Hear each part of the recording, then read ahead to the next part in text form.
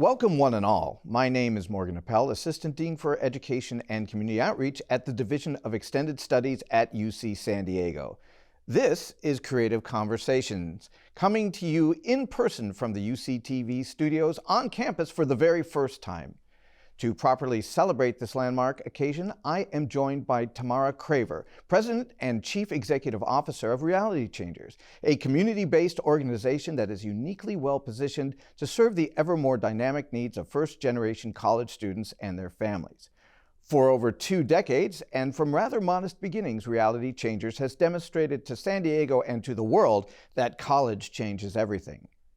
As you are aware, Creative Conversations highlights innovative and collaborative approaches to equity, access, and inclusion within and across segments of education. Those practices that not only move the needle, as it were, but also serve as catalysts for broader scale transformation across pre-K through 12 and post-secondary. But before we dive in too deeply, Tamara, please tell me, college changes everything. What is that about? And how did your journey lead you here? When you think about college changes everything, we really do mean everything. When you have a student, a first-generation student who goes off to college, you've already implicitly changed the direction of their family's life. You've changed their street. You've changed the community that they are involved in, that they now can say, I know someone that went to college. But then when you also think about those students that go into these college campuses, the diversity that they bring to those college campuses also change the dynamics of college. It changes the dynamics of how teachers interact with students. And then we're talking about the workforce. So when I say it changes everything, I truly mean that the ripple effect of equal access to education will truly have an impact in changing the reality not only of the students, the families, the communities, but also the college campuses and ultimately the workforce that they're going to be in, thus also changing the economic dynamics of the city that we live here in great San Diego. Now, interestingly enough, we're talking about college changes everything, and I have been very fortunate to be associated with Reality Changers in a variety of ways for the last 20 or so years. We talk about college changing everything, but in a very real way, Reality Changers has changed colleges, the way that we approach first-generation students, the types of supports that we offer to families, and understanding that for somebody who may be going to university for the very first time, whether it is across the country or whether it is just up the freeway, right, it can be like moving to a new land where the culture is different, the language is different, the geography is different, the people are different. So could you tell us a little bit about your perspectives on how Reality Changers has changed the way that colleges interact with first-gen students? Absolutely. Thank you for saying that. I do believe that the way that colleges are being changed is I think it pushes the envelope a little bit on how you serve first-generation students. So you'll oftentimes hear people say, well, they got into college, they don't need any more support. That's only actually just scratching the surface. So the way we talk about how we serve first-generation students, from how they purchase their books, can they actually live on campus? What does that look like for them? As you said, the geography is different. The food is different. Yes. The cultures are different. Very so when much you take a student who may not have left home before or within a local community and take them out of their normal, that is a dramatic change not only on them, but I think it also creates a different lens for educators to look at of how we serve them. When we think about the pandemic, we think about everyone that went virtual. That affected different populations completely different. First-generation students that were living at home with their families, that was a dynamic that no one was prepared for. But I think it forced the envelope and pushed the envelope a little bit to think about how we educate and support not only the students, but the families that were impacted and things like that. So it really changes how I've heard professors say how they teach when they know that this student probably 10 times earned their spot to be here because they've outworked most people to even be in the classroom. But that support may just look a little bit different for them. And the support that you discuss here is incredibly important. Yeah. So Reality Changers is more than just get students to, but it's also getting them through. Absolutely. So you're able to open the gate. And so talk a little bit about perhaps how do you support students and families once they are in college. So we always say 2 through and beyond. Yes. So it's not enough just to get them into school. We have to make sure that they are successful and thrive on campus. And the way we do that is we have really strong partnership with our universities, like yourselves, that really support our students, but work hand in hand with us to be able to support our students, making sure that, they're aware of financial aid, they're prepared when they get on campus. But we also work with the families. I think that is a very key component with the population that we serve, is that making the families understand what this is going to be for their student and ultimately what this means for them. So we have Parent University we've been working with to make sure that our parents are supported. We have staff that are focused strictly on how to support families, because again, what does it mean for you that all of a sudden your child is no longer at home when culturally this may be that unheard of? So what does this mean that maybe your kid doesn't get to come home every day or every weekend because they're actually studying on campus? So really looking at all of the support systems that exist. So working with them from the time they apply, financial aid, and then supporting them with class selection, major selection, internships, and then supporting them upon graduation. Because again, you hear, well, they got into college. Isn't college the game changer? Yes, it absolutely is the game changer. It's the golden ticket, but sometimes you still need a little bit of support to get to the next step. So working with organizations and universities and colleges to make sure that that support system is all the way through. And that's something we work very hard with our university and college partners, is to make sure that there is a warm handoff. Mm-hmm. We support them on campus. We have workshops for them. We have resume writing, internship opportunities to make sure that they have a successful experience while they're here on campus. So it really mitigates that sense of culture shock, and really what you are talking about is creating a more seamless experience, right, not only for those going, but also for the families. So the families, whether they're parents or siblings, have opportunities to be involved in the idea that when one goes, everybody else goes, but they do so in a very different way. Right. Now, I know Reality Changers really had some very humble beginnings at its inception, and really has transformed the educational landscape in San Diego, well, actually across the region, over the last 20 years. Tell us a little bit about the start of Reality Changers and how it has moved through and become what it is today. I love the story of how Reality Changers began. So our president and founder, Chris Yanoff, was actually a teacher and was working with middle school kids, and really started to realize that he was attending more funerals than he was graduations from 8th graders, and said he really wanted to start a program that just kept them safe after school. So very humble beginnings. He went on Wheel of Fortune, and won, and used that money to start the organization. Very humble beginnings. It started off with like 5 students, and it really started off to be a keep them safe gang prevention organization.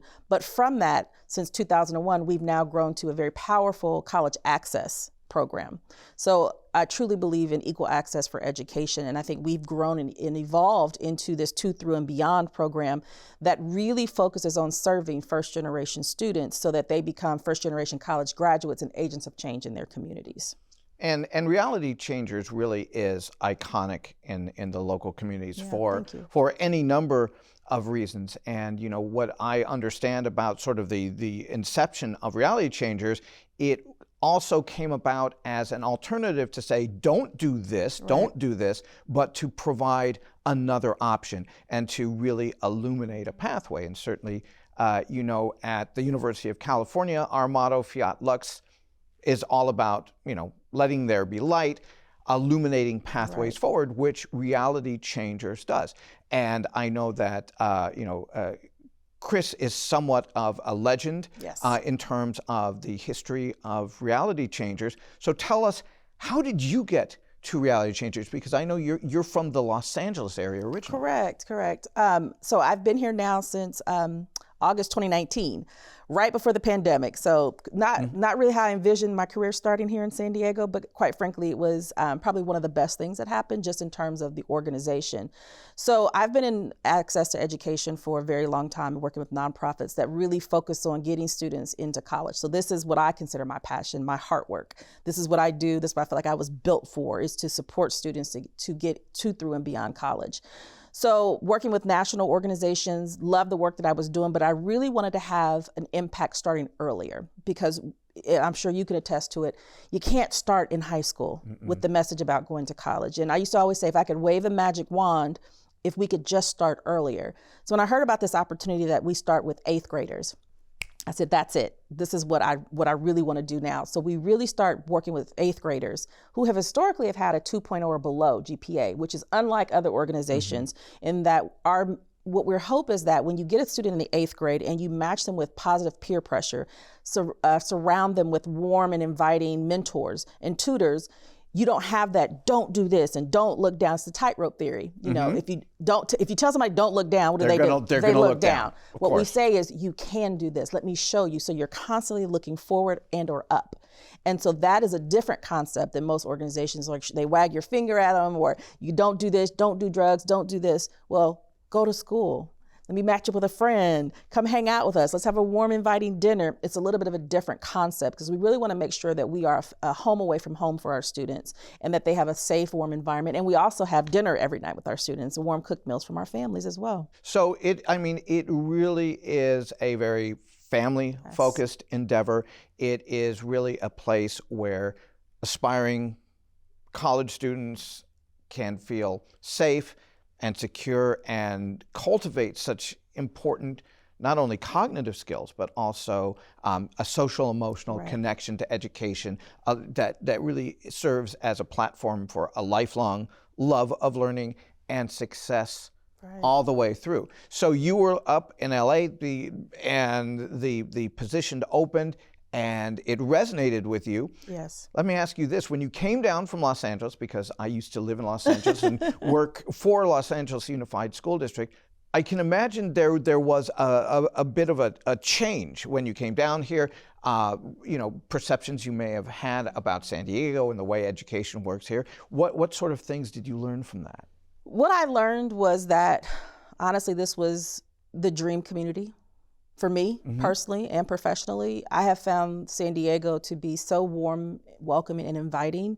And I do think that with it being a smaller community, people really want change here. People really want to support endeavors that are going to change the dynamics of this city. Where I think sometimes people get used to status quo, that is not what I have found here in San Diego. It is let's change it, let's fix it, let's move the needle.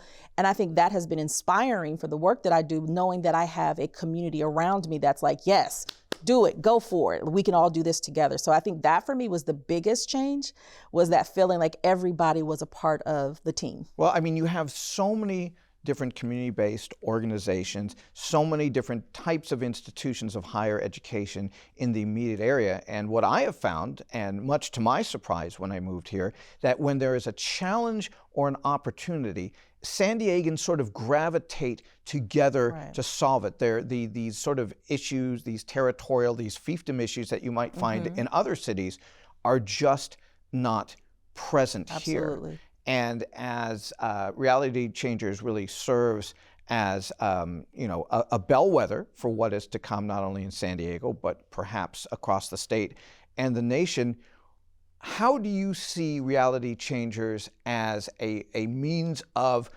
moving the needle? And how do you work with other community-based organizations? How do you work with institutions of higher education? And I'm really anxious to know, although I truth be told, I do know a little bit about it, well, actually a lot about it, about the successes that Reality Changers has had over the years. But really just curious about how you work with others. Sure. So again, talking about the spirit of San Diego, I think, in inclusivity. So I'll give you an example. We really looked at partners like Junior Achievement. Yes. They're doing phenomenal work in the area that they do. They're working. They're experts in it. We're experts in the work that we do, but we're serving the similar students. So conversation with them is, how do we work together to kind of do the same work for the same students, but having different experiences, not competitor, we're not stealing from each other, it's supporting the same students. And I think the community has really loved an opportunity like that to say, hey, these two organizations are working together very collaboratively, and they're supporting students in different ways. So we can have a classroom of 30 students, they may take an hour and do their financial planning piece, and then we go and talk about financial planning for college. So things like that, where I think people in San Diego are really looking at, let's not reinvent the wheel. Let's tap into each other and tap into people's expertise and really find ways to support and work with each other. And I think, again, thinking about that, the spirit of San Diego, I think that is one of the things that we've done really well thus far is really strengthening our partnerships in the community with our universities and other community-based organizations. Mm-hmm. And to what do you attribute that phenomenon? Because sometimes I think maybe it's, we are a big city with a small town feel. Mm-hmm. Maybe it is because of the proximity of so many of these organizations, many of which are now located at our Park and Market campus. But really to have vibrant and robust synergistic discussions about resolving challenges and this idea, which is antithetical to many community-based organizations and to institutions of higher education, which is, I've got the solution, I'm going to come in and don't worry about a thing, I'm going to take care of it for you. Those are not the kinds of conversations that are being had in San Diego. I think San Diegans, at least in my experience, are incredible listeners and incredible collaborators that come from an assets-based perspective versus a deficit perspective. Well, I will believe maybe just several pieces to the why behind that. I think the pandemic shifted things for people, and it made everyone be very strategic about what they do and what they do well. And what is your lane? What is your thing that you're an expert at? And then I also think that it also opened doors for people to have those collaborative conversations like, hey, you know what? Maybe college access is not what we're good at, but Reality Changers is. Let's work with them.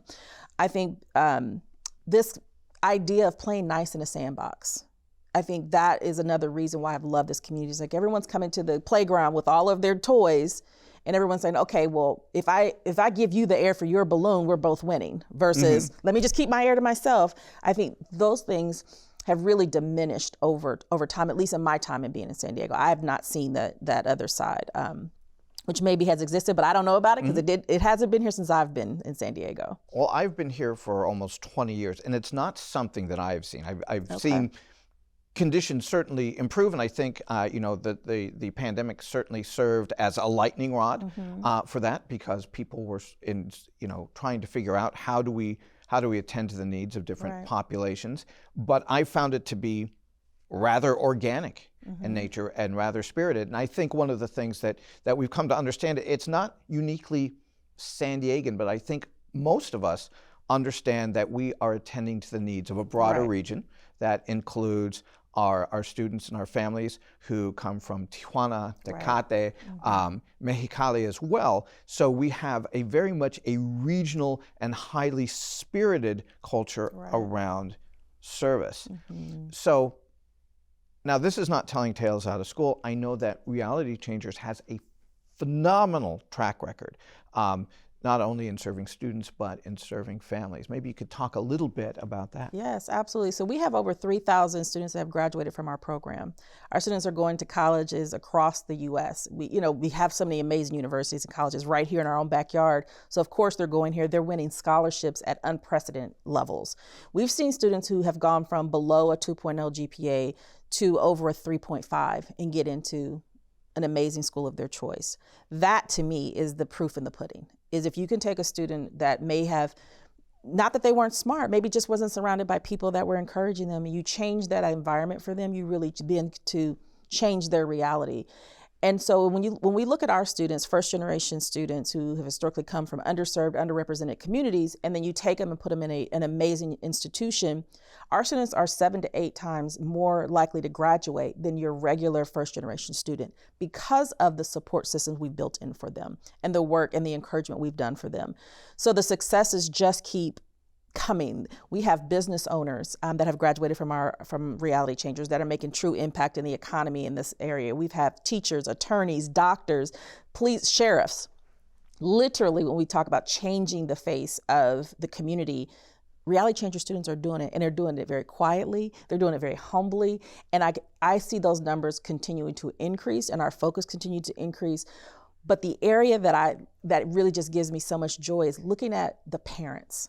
Yes. It's really seeing parents being supportive of, like, I want my child to have this opportunity. How can I be of support?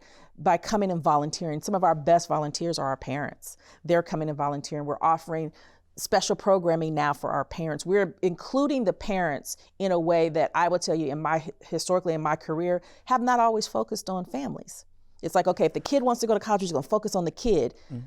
But there's a component of that family unit, is that when they feel like they have the support at home, they're going to do even better when they go off to college and go into these workspaces, because we've helped bridge some of those gaps for them. Well, I think when we're going to have transformative conversations about education, we all have to speak the same language, albeit in different dialects. So, but we all have a piece in achieving a common goal. And I know from my work in education over the last 3 decades, courting parents is not always easy. Correct. There is perhaps a degree of skepticism, a degree perhaps of feeling overwhelmed, and I don't know how to engage.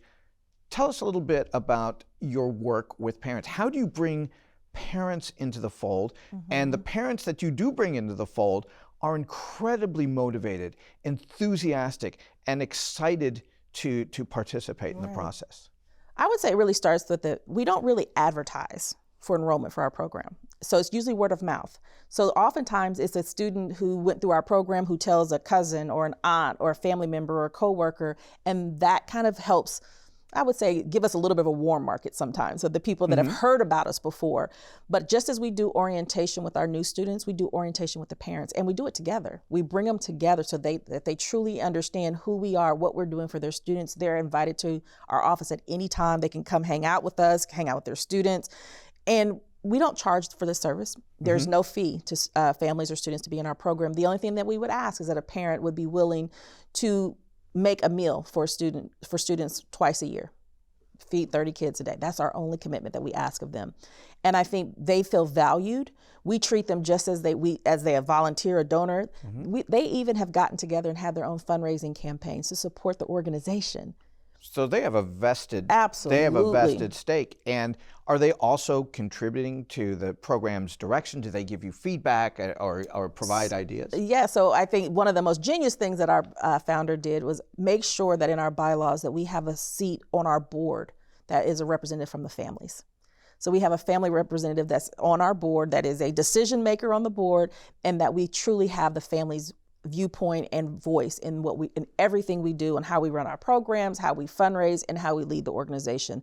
So they feel like they are a very integral part of what we do. So in truth, it's one large family. Absolutely. One large family. Yeah. So, Tamara, what are you most proud of in your experience thus far? And I know you're 3 years in now, but what are the things that really stand out to you? I know you won several awards, accolades. I mean, they are numerous, but just like Reality Changers, very much understated.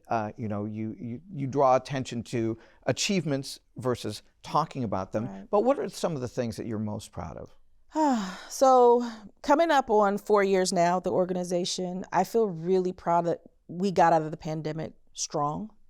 That was very important to me. It was like I did not want anything to happen to the organization on my watch within a few months of coming to the organization. Really proud that we made it out of the pandemic very strong. I'm really proud of those students that we worked with through the pandemic.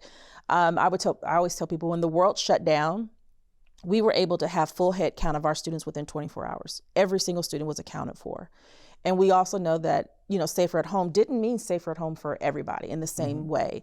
But because we had such strong relationships with our families, with social workers, that the few folks that we may have had concerns about, we were still able to keep eyes on them.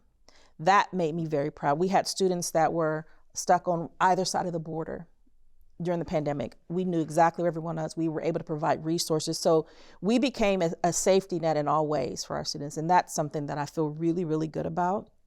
As you said, I've been very fortunate to have been given a lot of awards and accolades, but that to me is not what's most important. It's seeing those students graduate and we had our first in-person graduation celebration at Park and Market.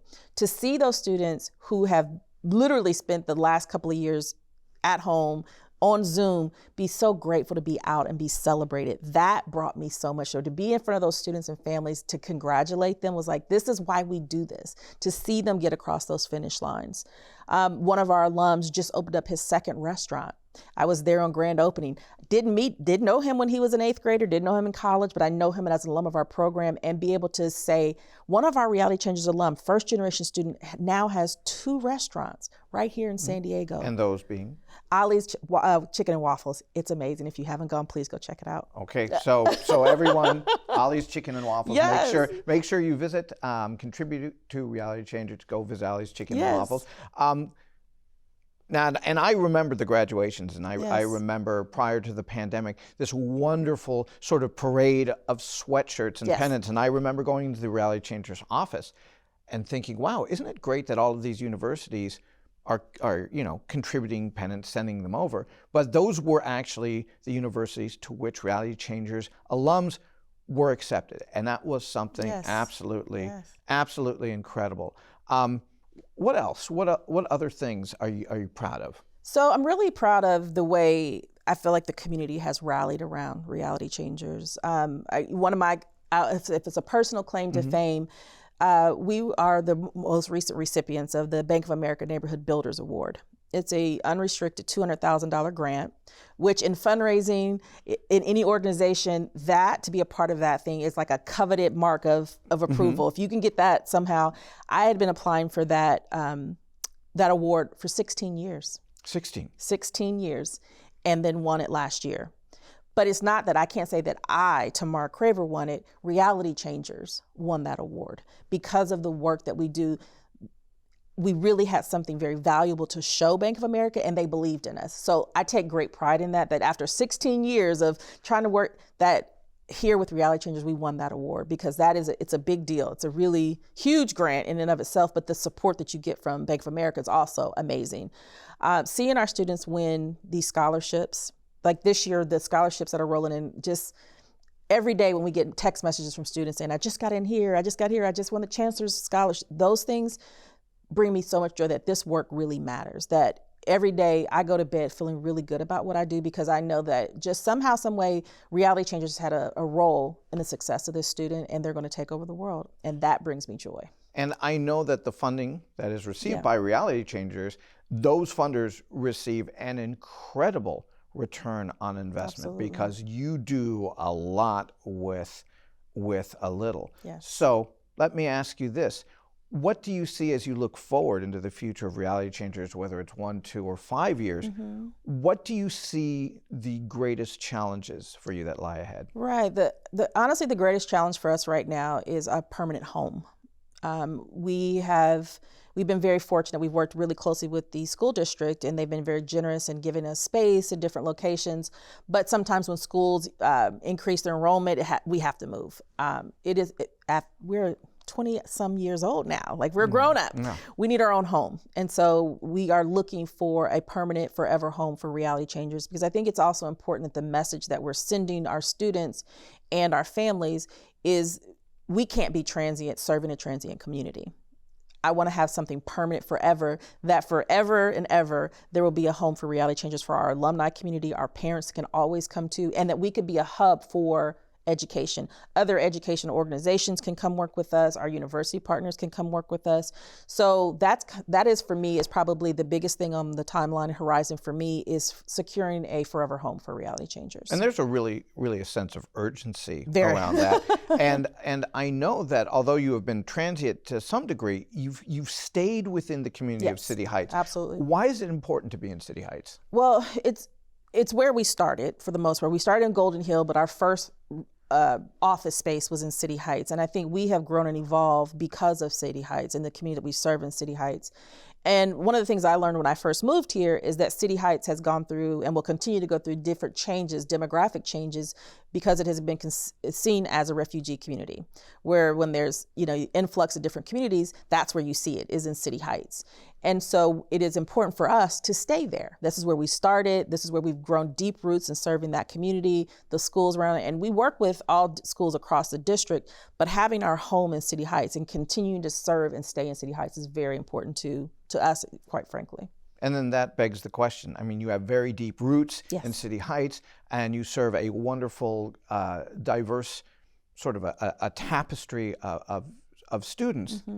But the demand is always going to be so great. Right. And the model that Reality Changers employs not only is successful in the city of San Diego and City Heights neighborhood specifically, but as you go press further eastward, or you go north, or you go south, there is an overwhelming demand. Correct.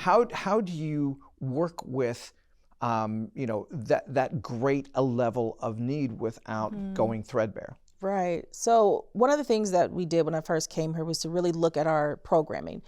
And we used to have like a waiting list of about 300 students. And I didn't feel good about that. Like that's not, I don't take pride. I wish I could serve every single student that wants to be served. I wish I could serve them. But one of the things we wanted to do is to strengthen the program here in our own backyard, is to make sure that we are reaching as many students as we possibly could in the San Diego County. And so there are so many students out there. There are so many students that I wish that we could tap into. So as we think about the future of Reality Changers, there should be a day when there might be a Reality Changer at another location.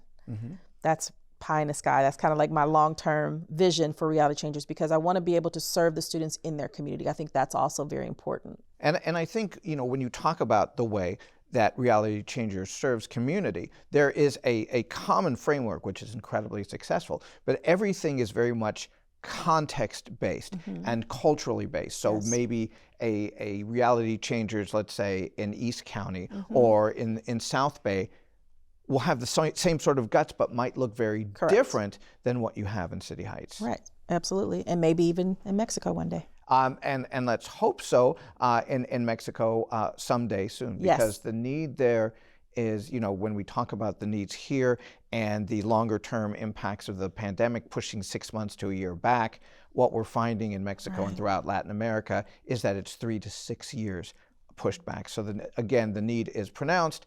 And the fact that so many learners will come across on a daily basis, it would be great for them to have a Reality Changers a little bit closer to home. Yes. Okay, so sense of urgency around a permanent home. Yes.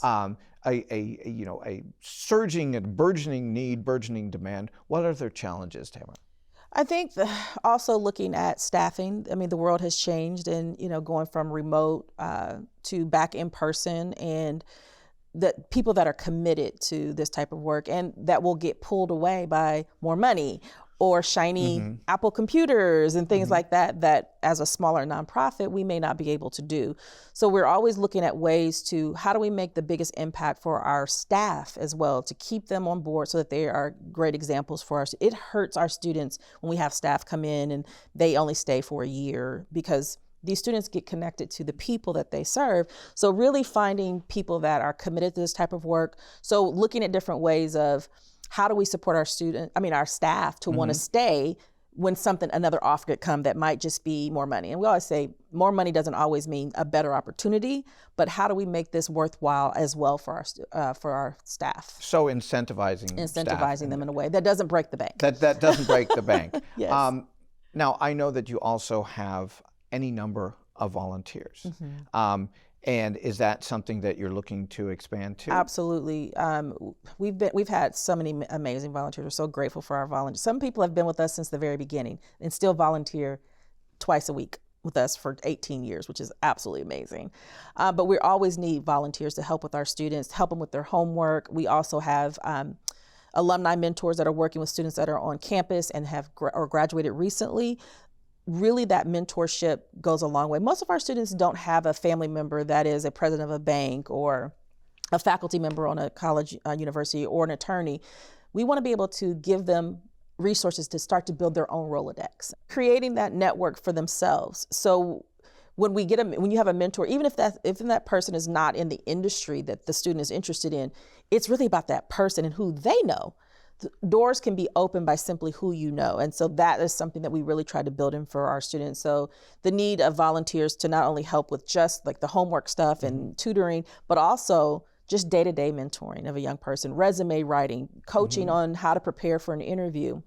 Again, we don't want to be experts at everything, but we want to be able to have experts that can do everything. So also sounding boards. Yes. Somebody who can listen to your anxieties and worries, maybe a shoulder to cry on absolutely. as well. Now, as you look further into the future and sort of things that you would like to do, things that you would like to see. Talk perhaps a bit about where you see the interplay between reality changers and post-secondary institutions. And I know you've got programs going with San Diego, all of the locals, of course, and including UC San Diego.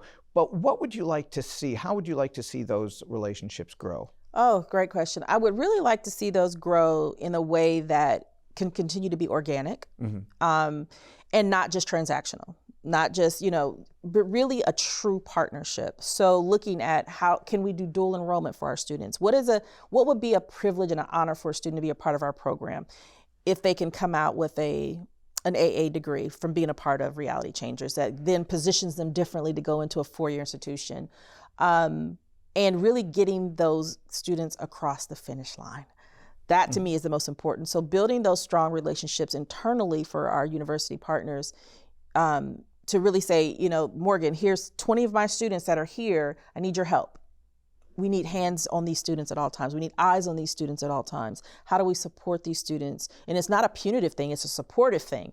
If a student is having challenges, somebody needs to know. Who knows immediately that the student is having trouble in financial aid? Who knows if the student is having housing issues? We have to have a built-in support system on these campuses that will support our students all the way through. And it's interesting that you sort of really talk about a seamless model of support, and whether it is community colleges or state universities or the University of California, for some of the private institutions, really having a much more learner-centric focus, and not just in terms of you're going to get out of this class with an A, but we are going to lessen the degree of anxiety, lessen the degree of stress as you go through. And I think that really speaks to Reality Changers is not just getting you to the door, but really getting you in and making sure that you get through. Then even looking further into the future, how do you see Reality Changers had you your druthers? How could Reality Changers really transform the educational landscape writ large? So really structural changes in the way that we educate for equity. Yes. I would love for Reality Changers to be a voice for universities of support to really talk about that transition into college for a first-generation student. So I think historically, over my career, I've always heard universities and colleges say, we want more first-generation students, we want this demographic, we want this. But are they truly prepared to serve that population? And I think that's where Reality Changers can be a partner and a voice with universities and colleges, is really to talk about things that people don't think about. If you don't mind, I'll give you an example. Please. And this was a previous experience I had. We were sending students from Los Angeles across the country to upstate New York. And you're talking about cold weather, distance from the airport, all of these things. But one of the first things that happened is our students showed up and none of them had parents with them. So first day of school on campus, no parent to help you move into the dorm. So they're already and that's part of the experience. I mean, sort of a rite of passage in a lot of ways. There was a moment of otherness, oh wait, I don't have a mom here to help me lug my bags up to the dorm. Then it also became when they went to the bookstore, they didn't have a credit card to buy their books. Another moment of pause. And so the conversation that we had with university officials was this can't just be a them problem. I bet you probably have a lot more students like this. And they found immediately that there were hundreds of students that were experiencing it, but because we were partnering with them, they saw the problem from a different lens. And that prompted them to change how they supported students coming on campus for the first time. And it really causes a reevaluation of priorities. Yes. So we're not just saying, okay, we've achieved our first gen admissions goals, right? But then what? What about the first day? What about the first year, second year, and third year? So you're really talking about sort of broader sweeping changes, not so much in the structures of institutions, but the way that we interact with learners. Tamara, it has been an absolute pleasure to have you here. I know that we will continue this conversation in another episode that is focused on the incredible work being done by Reality Changers. But for now, on behalf of myself, Morgan Appel, Assistant Dean for the Division of Extended Studies at UC San Diego, and my guest, Tamara Craver, President and CEO of Reality Changers, I appreciate you taking the time to join into our creative conversation, and we'll look forward to seeing you next time.